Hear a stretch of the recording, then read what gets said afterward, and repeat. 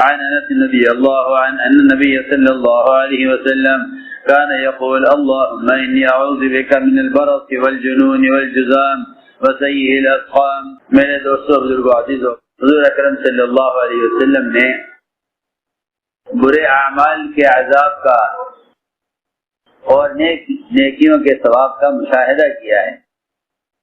اللہ رب العزت نے آپ کے لیے اور جن صحابہ کے لیے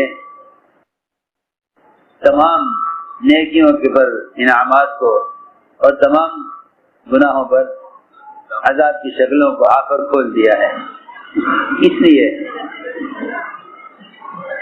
خیر کے مانگنے کی جو دعائیں حضور اکرم صلی اللہ علیہ وسلم کر سکتے ہیں وہ اور کوئی کیسے کر سکتا ہے، کیونکہ آپ نے تمام خیر کے انجام کا مشاہدہ کیا ہے۔ سفر معراج میں حضور اکرم صلی اللہ علیہ وسلم کو تمام نیکیوں اور تمام برائیوں کے انجام دکھلا دیے گئے۔ اس لیے خیر کی لائن سے آپ نے جو کچھ دیکھا اس سب کو آپ نے اللہ سے مانگا ہے۔ اس لیے خیر کی لائن کی تمام شکلیں اور تمام نعمتیں وہ آپ کی ان دعاؤں میں ہے جس میں آپ نے اللہ سے سوال کیا ہے۔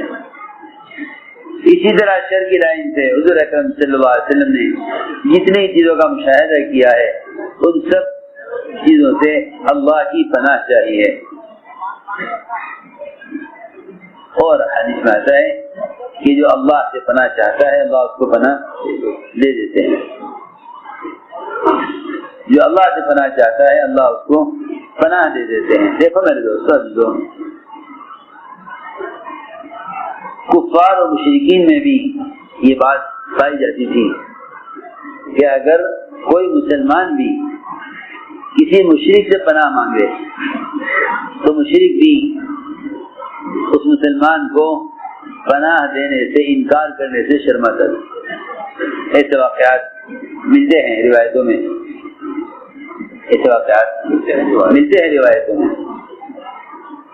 یہ کفار بھی اپنے تعلقات پر مسلمانوں کو پناہ دے دیا کرتے تھے۔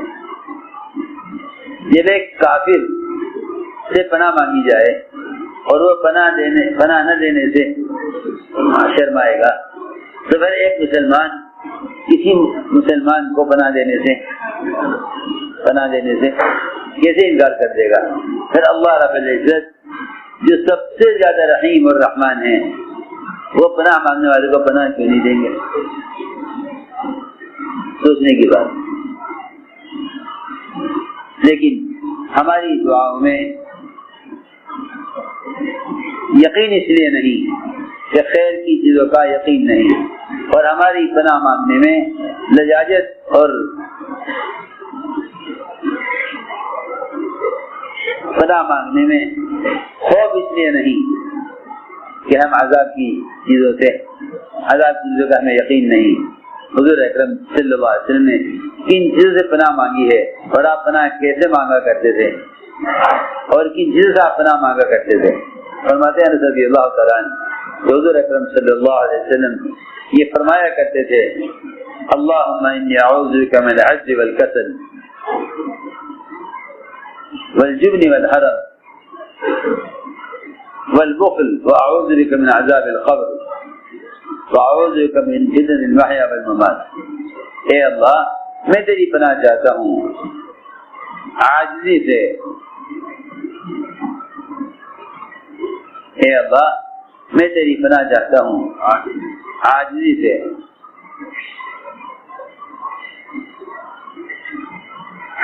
یعنی انسان کے جسم انسان کے کام نہ آئے اس کو عاجزی کہتے ہیں۔ اور تیری پناہ چاہتا ہوں سستی سے، اور تیری پناہ چاہتا ہوں بخل سے، اور پناہ چاہتا ہوں ایسے بڑھاپے سے جو آدمی کو کہیں کا نہ چھوڑے، اور پناہ چاہتا ہوں بخل سے، اور پناہ چاہتا ہوں بزدلی سے، اور پناہ چاہتا ہوں عذاب قبر سے، اور میں تیری پناہ چاہتا ہوں تمام حیات اور موت کے تمام فتنوں سے، موت سے پہلے اور موت کے بعد کی فتنوں سے۔ اور ایک روایت میں ہے کہ اللہ میں پناہ چاہتا ہوں